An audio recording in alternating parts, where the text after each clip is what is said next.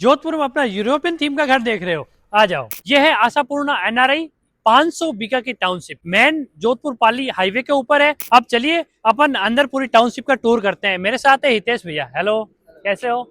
चलिए, ये अब अपन को अंदर का पूरा टूर कराएंगे। चलिए आइए बैठिए। इस प्रोजेक्ट के अंदर आपको 5 स्टार क्लब मिलता है, उसके साथ में 10+ थीम बेस्ड गार्डन मिलते हैं। इस क्लब के अंदर आपको pool, cinema, temple, water gardens तो मैंने आपको बताई ही है। इसके साथ में आपको 80 फीट प्लस एंट्रेंस है। आपके मेरे पीछे रोड देख रहे हो, 80 फीट प्लस एंट्रेंस है। इसके साथ में ही आपका बैंक्वेट हॉल है क्लब के अंदर, और सारे के सारे विलास प्लॉट्स है वो है वास्तु फेसिंग। अब मैं एम्यूनिटीज की अगर स्पोर्ट्स, इंडोर स्पोर्ट्स की बात करूं तो टेबल टेनिस है, carrom board, cards play game है, mini cricket, mini theatre, banquet hall.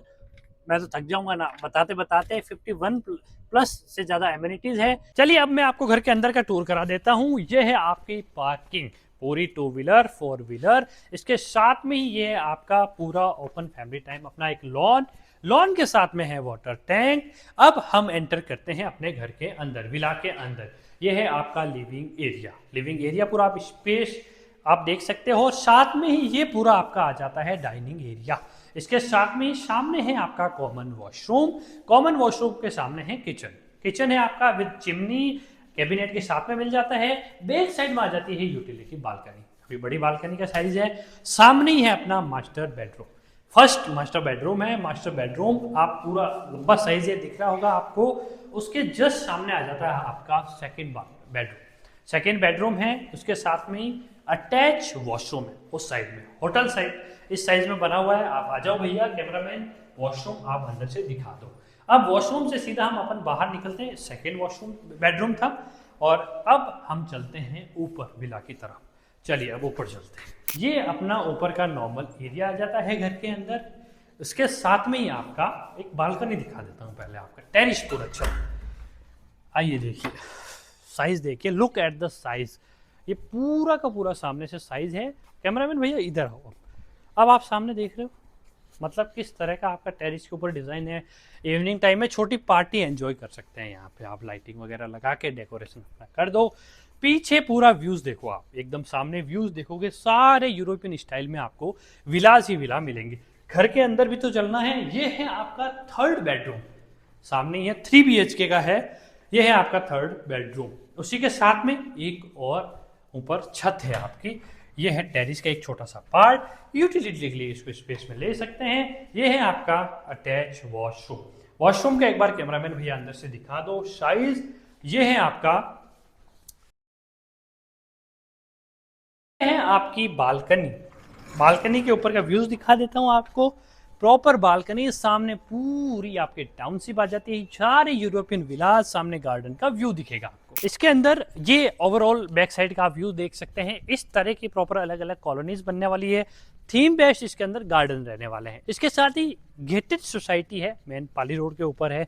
Society में रहने का एक अलग ही फायदा है, उसके अपने अलग अलग बेनिफिट्स हैं, राइट, वो आप समझोगे इसके साथ में ही। और बजट फ्रेंडली है। हितेश जी इस प्रोजेक्ट को as a senior sales manager head कर रहे हैं।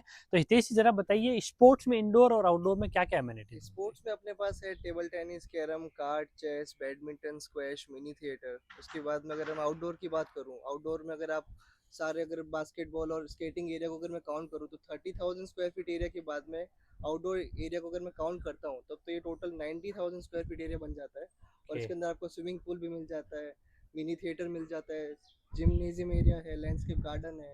इवन 40% से ज़्यादा एरिया जो है यहाँ का पूरा ग्रीन जोन में कन्वर्ट किया हुआ है। ओके, और एनआरआई क्लब के बारे में भी थोड़ा बता दो। मैंने सुना है 30,000 स्क्वायर फीट का है। बिल्कुल सर, 30,000 स्क्वायर फीट एरिया है। इसके अंदर आपको प्रॉपर जिम्नेजियम है, इंडोर गेम है, उसके बाद में आपको टेबल टेनिस है, कैरम है, कार्ड है, चेस रूम है, किड्स प्ले एरिया है। पर्सनली डेडिकेटेड 12 रूम्स बना रखे हैं, उसमें आप अपने फ्रेंड्स, फैमिली, रिलेटिव्स को स्टे करवा सकते हो। ओके भाई, इतनी सुविधाएं हैं, बताते बताते मैं तो थक गया भैया।